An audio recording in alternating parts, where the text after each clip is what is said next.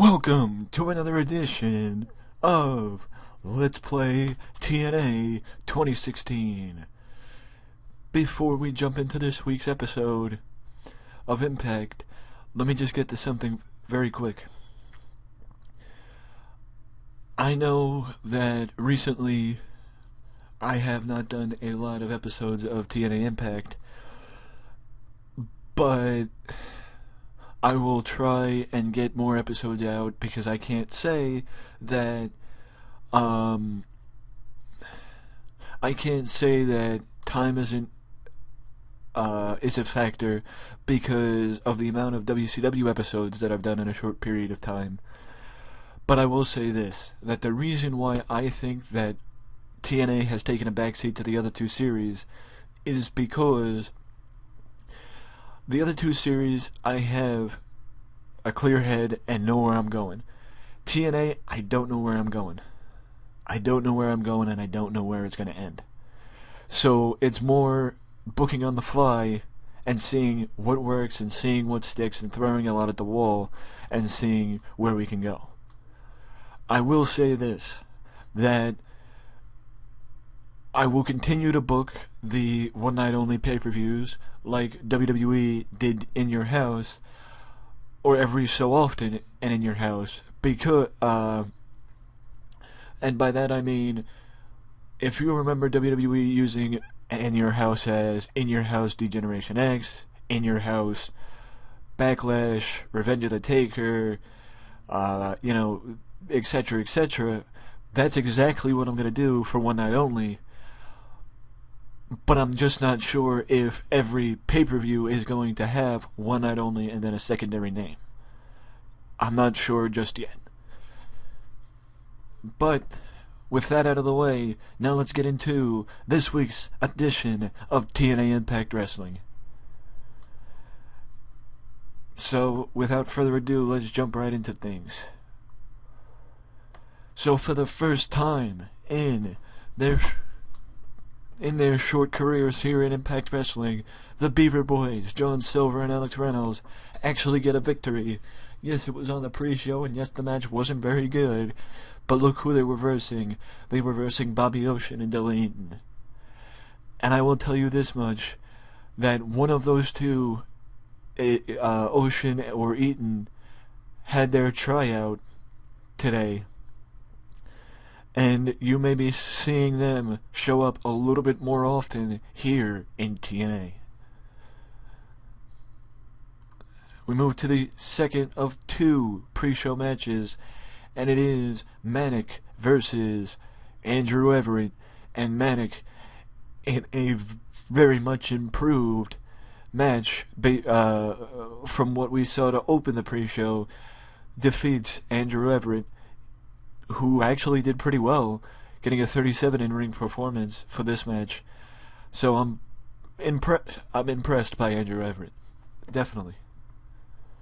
But now we jump into the broadcast as the TNA veterans kick off the show, specifically Matt and Jeff Hardy, and then progressively we get Kurt Angle and Bobby Roode joining them in the ring.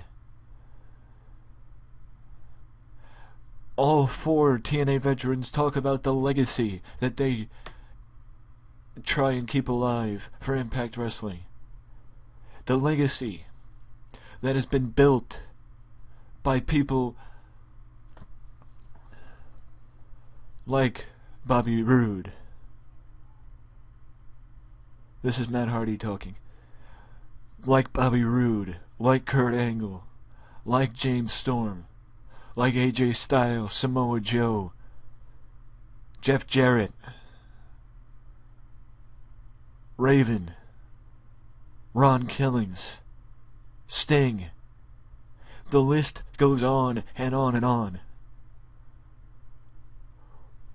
We are here to keep that legacy alive. Oh yeah, and my brother. And he points to Jeff. Kurt then takes over and says, I knew as world champion I would have a target on my back.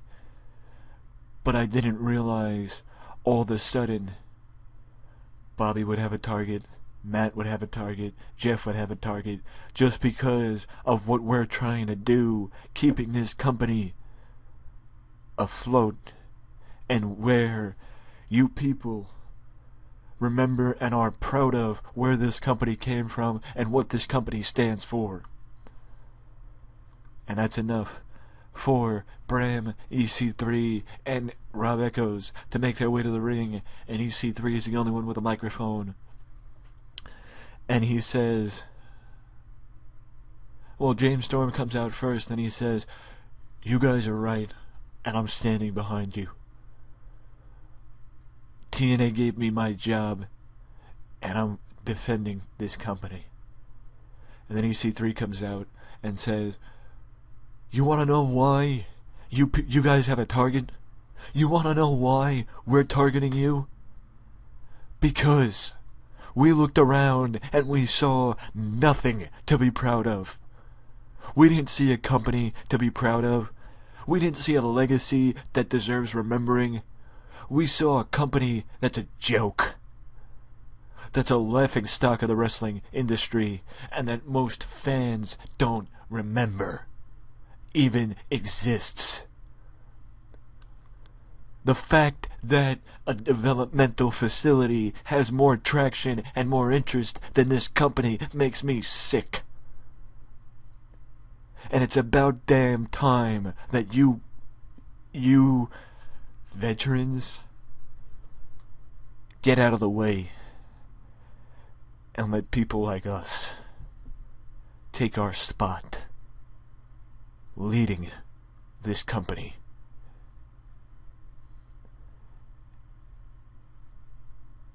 And the first thing we do when we're in power is burning the legacy that this company has to the ground.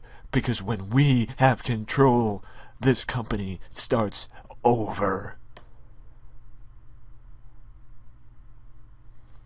And then Bram says, "And if you don't want to get out of the way willingly, we'll make you get out of the way.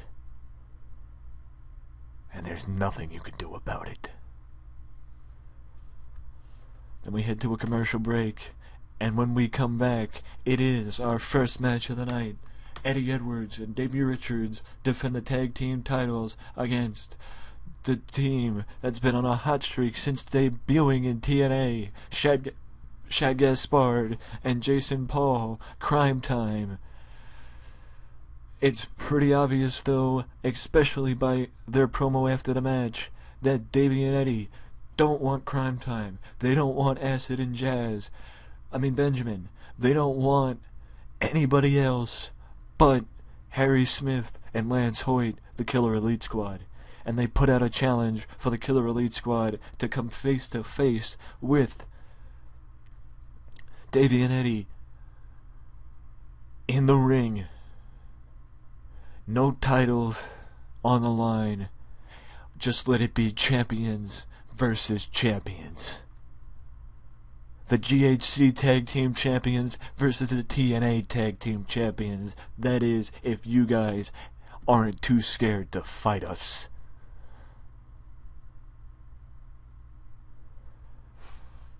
The challenge goes unanswered, but the challenge has been issued. Davey and Eddie challenged the Killer Elite Squad for 2 weeks at one night only, live on pay-per-view. We head backstage, and Dixie Carter catches up with Kurt Angle, and Dixie asks Kurt simply, "Kurt, without you, this company would not be in the position that it's in. You've done more for this company than anybody could have asked you to do. But I want to ask you one more thing. What do you think I should do?"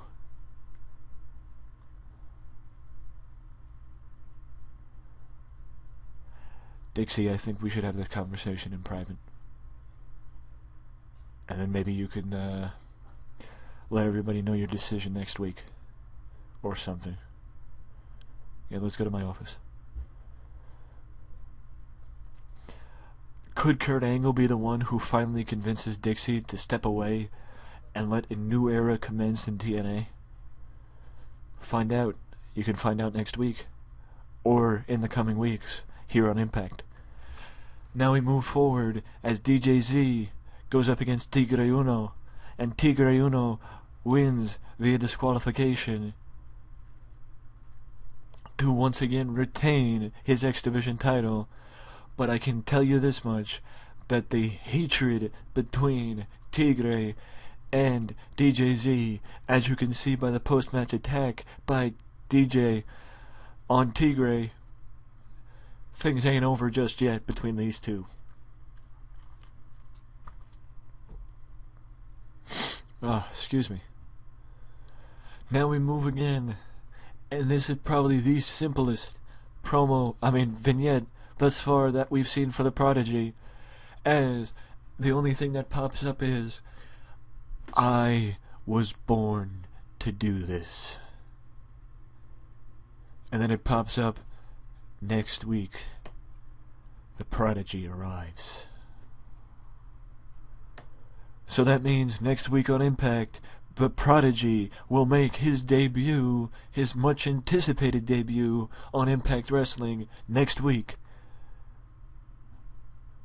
But now, for this week, we continue with the show, and it's Mr. Anderson issuing an open challenge for anyone backstage to face him one-on-one with his TNA Heritage Championship on the line.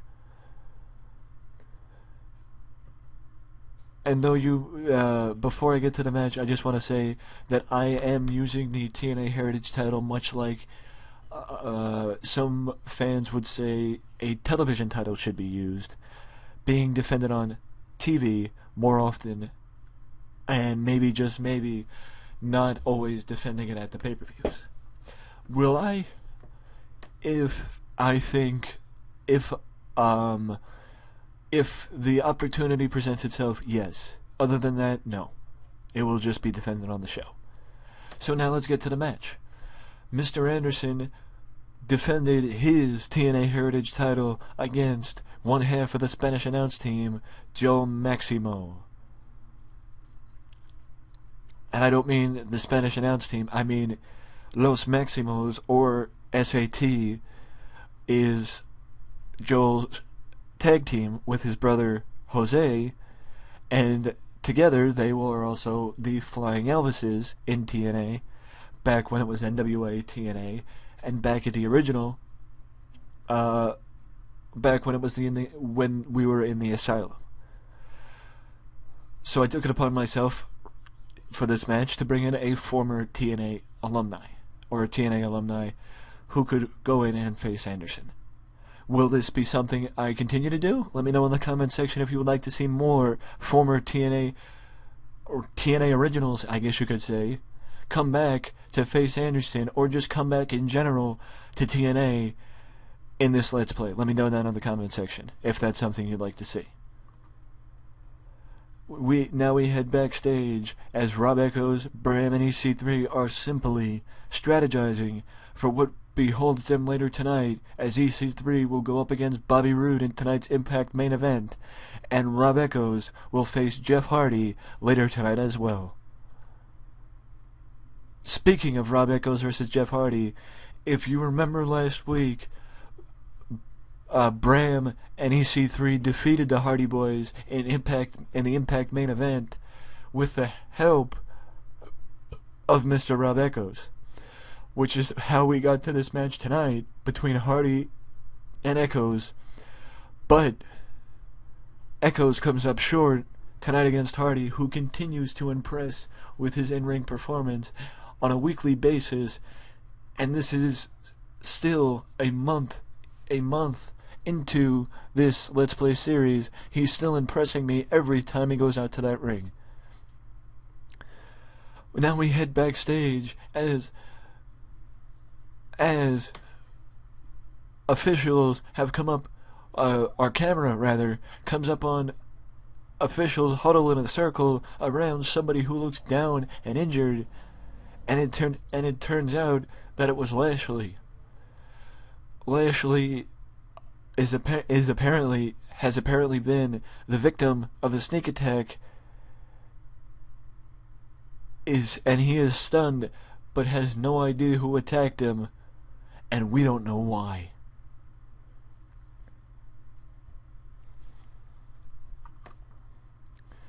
Now we head back to the ring as Taryn Terrell comes out with Marty Bell.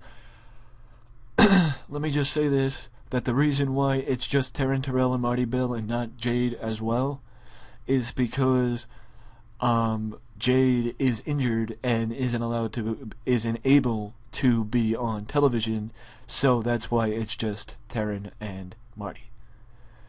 They talk about what happened last week in Velvet Sky costing Taryn and Gail a shot at the title by interfering in the match and causing a double disqualification, also a draw.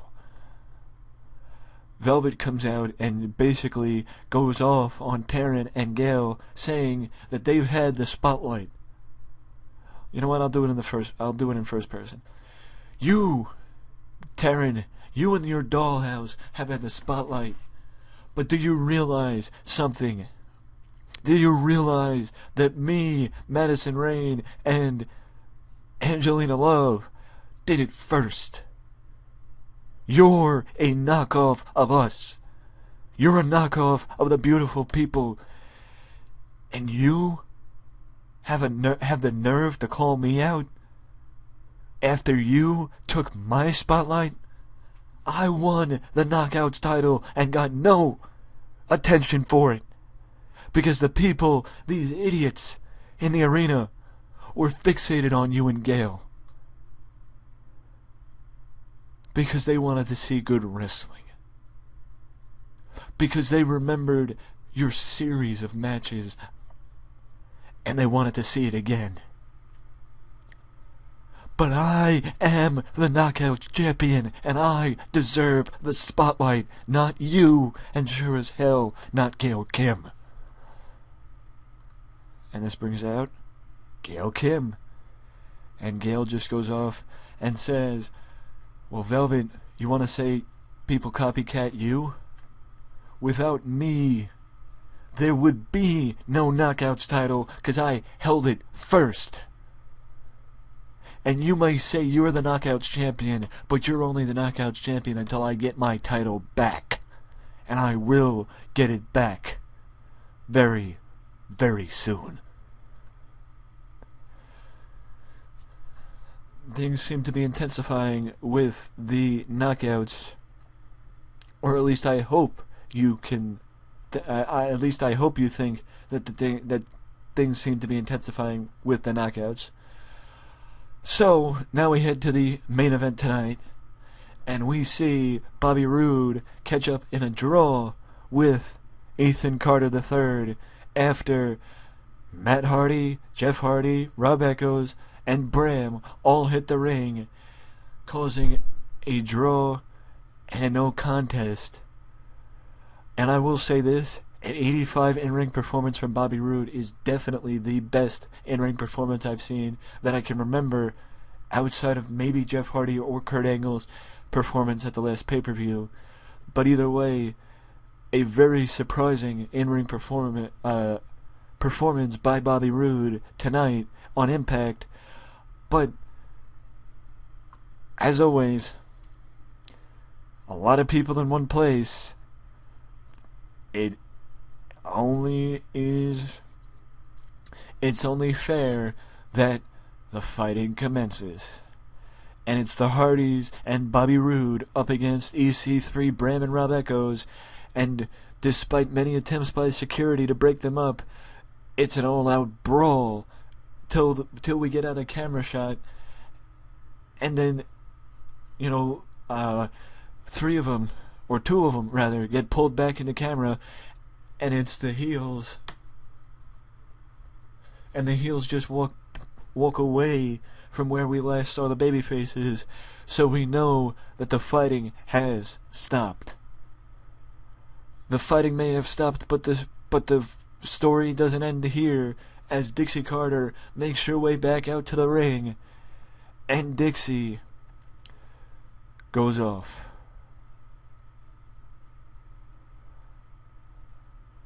Dixie says I'm not gonna wait till next week to talk, because this is my company, and if I want to come out here and talk, I can. Kurt Angle had a lot of interesting things to say, and I will take it under consideration, but I do have something to say, and I'm not going to be interrupted. Over the last month, you've seen people like Jim Cornette, Don West, Raven, Scott D'Amore come out and badmouth me and shoot on me. You want to shoot? I'll give you a shoot.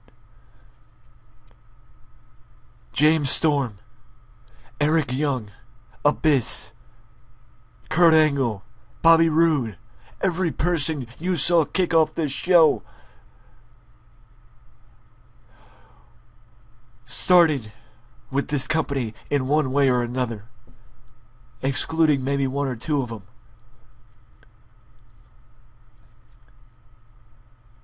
Without me, they wouldn't have a company. Without me, they would not be standing in this arena right here tonight in front of each and every one of you, because there would be no TNA. Rockstar Spud, Velvet Sky, Mike Bennett, Marty Bell, they wouldn't be getting the exposure that they've got without me, because they wouldn't have been welcomed with open arms to TNA if I didn't think they could help this company. And Spud wants to turn his back on me. James Storm. And people want to turn their back on me. People want to say that I need to step down, step away, and let a new era commence. I am the president of this company, and nobody is going to tell me when to step down. Because if I'm stepping down, this company is stepping down with me. Well, that brings out somebody she talked about in her promo, and that brings out the Tennessee Cowboy, James Storm. And James just says, Dixie, I'm going to keep this short, because I think you're tired of hearing people shoot on you. You're right. You're right. There's no doubt about it that you're right. That everything in this arena, except these people, is because of you. The last 14 years of this company isn't because of you. It's because of your daddy. Because he's the one that bought the company. You just took control, last year?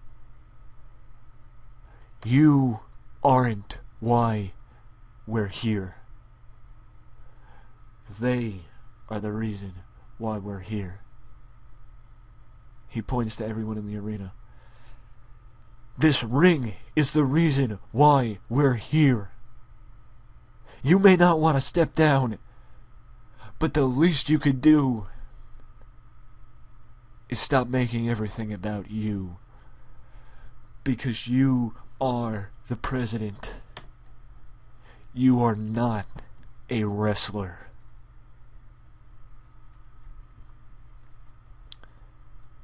And then James just walks out of the ring, and Dixie's screaming, Storm, turn around and look at me! Turn around and look at me, damn it! I am your boss! I brought you back! I can send you back to wherever the hell you came from! Damn it, Storm! Look at me! Look at me, damn it! Show me respect! Show me respect! Dixie's just screaming in the ring as the show goes to black. And we end another solid show for TNA, for Impact. another solid episode of Impact, as most, if not all, of these episodes have been, excluding maybe the first two. But I will say this, I still don't have a direction, to be honest with you.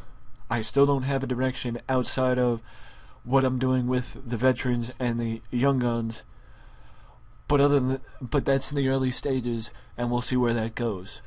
So, now, to give you a little heads up, to let you fill you in, that show increased our popularity in 27 regions, and our final rating is a 69. Not the best show we've done, but still a good one. I mean, look at how much it increased our popularity. Fact of the matter is, things seem to be looking up and slowly stabilizing for TNA wrestling. If only I could erase 5 years of negative press and bad moves, it would make everything so much easier. But all that aside, let me know down in the comment section below, what was your favorite part of the show? What was your least favorite part of the show? What would you have done differently if this was you? And also, who would you like to see come in to TNA Wrestling? Let me know down in the comment section, because as always, feedback is more than welcomed. And if you liked the video, leave a like. Subscribe to the channel for more content just like this that you can only find right here at Wrestling Express. See you in the next video. Later.